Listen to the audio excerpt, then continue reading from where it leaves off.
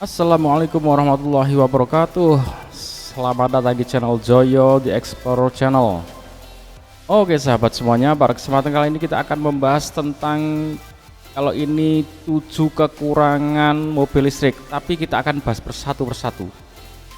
Ini sebenarnya lebih tepatnya bukan kekurangan tapi permasalahan. Nah, apakah permasalahan-permasalahan di mobil listrik itu menjadi sesuatu yang serius, sehingga menjadi masalah yang serius yang menyebabkan wah kita nggak jadi nih untuk beli mobil listrik, atau itu masalah yang wajar yang belum ketemu solusinya saja. Oke, mari kita simak satu persatu masalah ini dan kita bahas satu persatu. Saja kita bahas satu persatu kekurangan dari mobil listrik. 1. Jangkauan terbatas. Salah satu kelemahan utama mobil listrik adalah jangkauan terbatasnya. Meskipun baterai yang digunakan pada mobil listrik sudah semakin canggih, namun sebagian besar mobil listrik masih memiliki jangkauan yang lebih terbatas dibandingkan dengan mobil-mobil konvensional. Oke, masalah jangkauan terbatas ini menurut saya ini bukan masalah yang sangat fatal, karena ini masalah belum ketemu solusi saja. Ini terkait dengan infrastruktur. Jadi kalau mobil konvensional dengan mobil listrik ya sama saja. Mobil konvensional enaknya karena infrastruktur sudah sangat lengkap ya. Bahkan setiap 1 km 2 km sudah ada pom bensin. Diisi 2 liter, diisi 5 liter cukup, sampai pom bensin berikutnya bisa ngisi lagi. Nah, kalau mobil listrik nanti SPKLU-nya sudah cukup di beberapa titik, misalkan setiap 100 km ada satu SPKLU, itu ada udah menjawab tantangan ini ya, yang jangkauannya sampai 300 atau 400 km. Tapi nanti kalau bisa ya lebih banyak, lebih dekat ya, sehingga bisa setiap saat, tidak harus ke tempat yang sangat jauh. Oke, jadi ini bukan masalah yang fatal menurut saya. Kita lanjutkan. 2. Waktu pengisian baterai.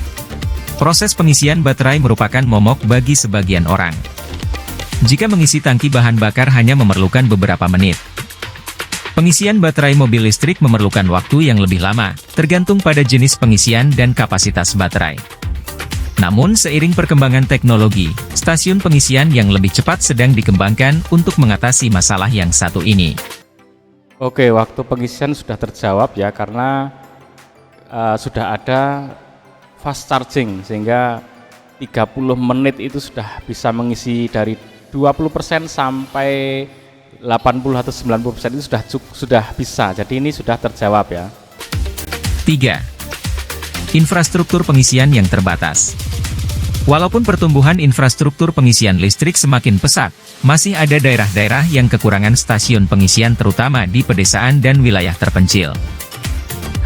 Oke, kalau ini terkait dengan infrastruktur yang semakin ke depan tentunya akan diperbaiki, akan diperbarui. Jadi ini nanti ini masih bukan di masalah mobilnya sendiri ya. Jadi dari masalah 1, 2, 3 itu masih di area infrastruktur, bukan di kendala mobilnya itu sendiri.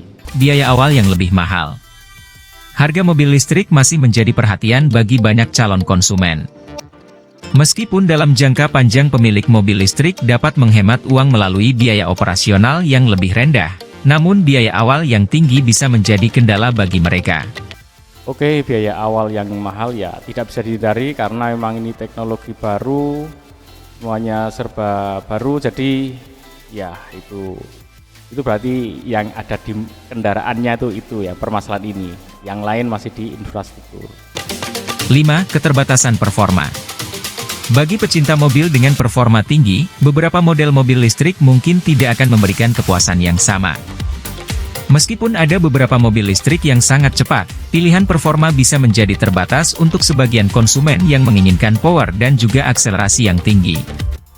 Oke, untuk performa saya kira sama saja mobil konvensional atau mobil listrik. Mobil konvensional kalau cc kecil ya itu ya tentu akan performanya akan rasa kurang. Kalau ingin yang performa bagus ya cc-nya yang besar. Mobil listrik pun sama ya teman-teman. Jadi apalagi kalau kita lihat mobil yang wattnya semakin besar, wah itu akselerasinya bagus, kecepatannya pun luar biasa. Saya pernah naik motor pagi-pagi gelap itu, wah didim, nggak ada suaranya di belakang, celap tuh. Ternyata ada mobil nggak ada suaranya, kenceng sekali. Saya baca tuh, saya pikir apa sih mobil kok Ionos itu, ternyata Ioniq ya, jadi kenceng sekali ya. Itu kalau untuk masalah ini nggak ada masalah ya. 6. Masalah dalam daur ulang baterai. Baterai mobil listrik mengandung unsur-unsur kimia yang berbahaya bagi lingkungan. Proses daur ulang baterai masih menjadi tantangan dan memerlukan upaya yang lebih untuk mengatasi dampak lingkungan dari limbah baterai. Oke, ini jadi tantangan produsen dan pemerintahan ya, karena untuk masalah recycle dan menjaga lingkungan agar tidak terjadi kerusakan karena limbah ya, ini tantangan. Tapi ini bukan di mobilnya sendiri. Kalau kita sebagai konsumen ingin menggunakan, jadi mobil itu sebenarnya tidak memiliki masalah terhadap itu ya. Itu masalah bukan di mobilnya tapi di produsen dan bagaimana pengelolaannya. 7. Bobot baterai yang berat. Baterai mobil listrik seringkali memiliki bobot yang berat. Dan hal ini dapat mempengaruhi efisiensi serta performa mobil listrik itu sendiri. Oke, ini tidak bisa dihindari, sampai saat ini masih jadi masalah karena memang baterai itu sangat berat ya.